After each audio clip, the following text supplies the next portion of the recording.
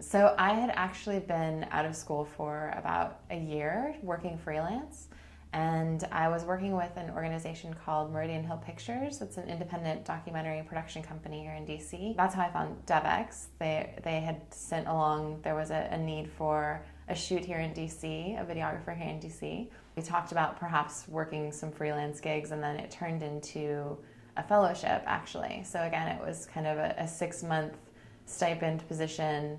And then I started full-time in January. One of the things that really appealed to me about this job was that Devex is at a very interesting time in terms of its video production. We're starting our new production studio here in DC, so there's a lot of opportunity for growth and a lot of opportunity to actually do things that will make a difference. You know, the organization's very forward-thinking, very creative in terms of its approach. There isn't a lot of micromanaging in a place like this, so I feel like the things that I do are actually able to go be put out there right away and make a difference. There's not a lot of kind of bureaucracy to cut through, which I was working in academia before this at Georgetown, and you know, things had to be passed through layers and layers of approval before they were actually live, and here you're really given a lot of freedom to make those own decisions.